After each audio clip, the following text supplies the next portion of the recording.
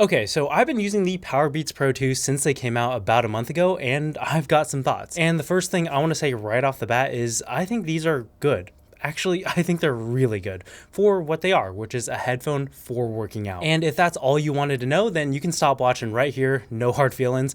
But one of the things that I think these really got me thinking about was Apple's whole audio lineup and where Beats fit into that whole structure. Because even though I think these are great, they made some decisions that really signal to me that these stay below AirPods Pro. And hopefully by the end of this video, you'll be on the same page as I am. So like I said, I've been using these for about a month now, and they came out at the perfect time because I was looking for a dedicated gym headphone and these fit the bill perfectly. And I gotta say, the first thing that stuck out to me was the color. Normally I'm much more of a neutral everything kind of guy, but man, this new orange colorway really pops, and I think it's kind of hard to do it justice over YouTube, but I think especially for a headphone that's meant for active use, having a color like this is pretty cool. The next thing I noticed was how nicely it was built. As you would expect from an Apple product, call me a fanboy if you want, I can take it, but these just feel like a very slight step up above most of the other options on the market right now. Like even when you compare it to something like the Sony XM series, one of the most popular premium earbud options out there right now, there's a very subtle level of solidness that the Powerbeats have that make them feel a little bit more premium. The case hinge has a little less play, and the plastic feels a little bit more solid and less hollow. And again, it's very subtle, but when you're spending over $200 on a pair of earbuds, stuff like that kind of matters. Of course, the real reason that you get these over other options are the ear hooks and the security that those provide. Like even if we forget about the ear hooks for a second, the way that these buds are sculpted fit my ears perfectly. And I feel like this is partially because most of the electronics of the buds, like the battery and stuff, are in the stem rather than this portion that fits into your ear. That means the buds themselves can be smaller and less disruptive to your ear structure, rather than buds like the XM5s that cram everything into one solid mass that you can just feel pushing all the cartilage around in your ears. So with the Beats, you get that good fit as a baseline, and then you add on these nickel titanium alloy ear hooks, and you've got a pair of buds that will stay in your ears pretty much no matter what you're doing. I've taken these on a ton of different activities, from running to lifting, and they just do not budge at all. All of that is, of course, with the caveat that this is only for my ears and your experience may differ, but for me, these had the best fit of any earbuds I've ever tried. One of the downsides of having those ear hooks though is that now the overall size of the buds has to be way bigger, which means the case is enormous. Now these are way smaller than the last generation, but they're still pretty big, and that's kind of a bummer because if you wanted to carry these around in your pockets, people will definitely be looking at that bulge in your pants, and not in the good way. I mean, you can just see next to the AirPods Pro case, this thing is massive. It does, however, finally support wireless charging, but unfortunately not MagSafe. This for me was another big bummer because I have already replaced pretty much all of my wireless charging pads with MagSafe ones at this point, but luckily the battery life on this has been pretty great. Official numbers are 10 hours of playback in the buds and a total of 45 hours with the case.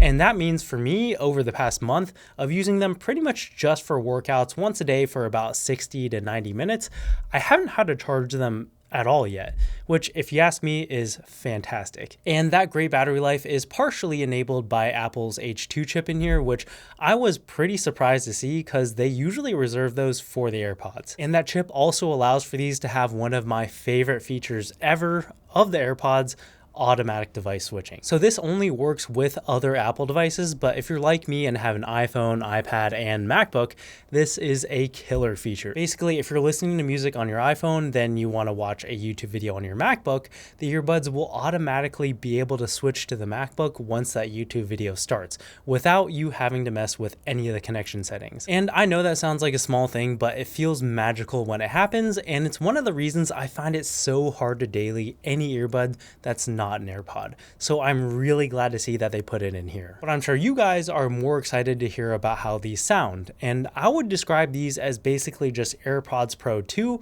but more bass heavy. And I don't really say that to knock these either, because I actually do like how the AirPods Pro 2 sound, and these even have the adaptive EQ that AirPods are so known for. I do still think the AirPods Pro 2 sound a little bit better from a technical standpoint. Like, you just get a little bit more of a balanced sound signature, and with a little bit more clarity, but if you're into bass, the Powerbeats Pro are probably more up your alley. And honestly, it doesn't sacrifice on the other aspects of the sound too much to achieve the extra bass. And I think that was probably the right decision for a workout headphone, because I feel like it's those lower frequencies that really help you get hyped up to work harder in a workout. I also noticed that these get a little louder than AirPods Pro and most other earbuds for that matter, but when you turn up the volume close to max, there is some noticeable distortion. So it kind of feels like these drivers aren't really any better equipped to be louder, but they just kind of took the limiter off and are letting them be louder, which again is probably the right decision for a workout headphone. And these are also IPX4 water resistant as well, so you don't need to worry about your sweat ruining these. Another addition to this version is active noise cancellation, which is very welcome because sometimes they just play the weirdest stuff at gyms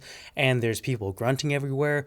Not great if you're trying to get in the zone for those gains. And I would say for the most part, it does the job. Like, it's slightly worse than some of the best out there like the AirPods Pro 2 or the Sony XM5s, which is to say still pretty good. Generally, it's really good at tuning out those low constant frequencies like AC fans, but worse at higher pitched sudden noises like talking. But once you start listening to something, everything in the background starts to fade away pretty quick. You also get media controls on the buds, so you don't need to reach for your phone every time you want to adjust any settings. So there's a button behind the Beats logo, which is very cleverly hidden. The plastic just kind of flexes a little bit to hit the switch, and a volume rocker on the top. For the most part, these work pretty well. I just don't really like it when there's a button in this position, because every time you press it, you're just kind of jamming the earbud deeper and deeper into your ear, and it gets a little uncomfortable. Now, you may be wondering why I haven't talked about the new heart rate monitor yet, and it's honestly because I just haven't really used it and honestly just don't find it all that useful. Especially if you already have an Apple Watch or another fitness tracker, this basically serves no purpose because the heart rate monitor on those are going to be a lot better than the ones on the earbud. So this will work in a pinch, like if you forgot your watch at home or something like that, but I really wouldn't take this into account when you're making your buying decision. Anyways, bringing this back, I think these are great. And if you're looking for a pair of headphones to throw in your gym bag and keep there, these are pretty much perfect. With just how well they fit and the level of sound quality that you get makes them pretty worth it in my book. The only thing for me though is the size of the case. It just makes it really hard to carry around with you on a day-to-day, and it doesn't matter how good they are if they're stuck at home. Like I mentioned at the beginning of the video though, I think what's a little bit more of an interesting conversation is how these fit into Apple's whole audio lineup. These are retailing at $250, the exact same as AirPods Pro 2, which I think these compete probably the most with. And even though they retail for the same price, it feels like Apple is still saving the best that they have for the AirPods line. Like the touchpads on the AirPods Pro are kind of goated for me and nothing else comes close as far as media controls go. And the AirPods Pro also have better noise cancellation, if only slightly. And from a fidelity standpoint, the sound is also better as well. So to me, from my perspective, it only really makes sense to get the Powerbeats Pro 2 if you already have a pair of AirPods Pro 2 and wish they had a better fit for working out. And even then, I have personally never had an issue with AirPods falling out in the first place, so I don't really need these, but I think I like the ear hooks enough that I'm gonna keep using these as my daily workout headphones. But I feel like it's a tough sell to most people, even though I think these are great. I could be wrong though, and these could be some of the best selling headphones ever though. We'll just have to see. Anyways, that's it for this one. Thanks so much for watching, and I'll catch you guys in the next one. Peace.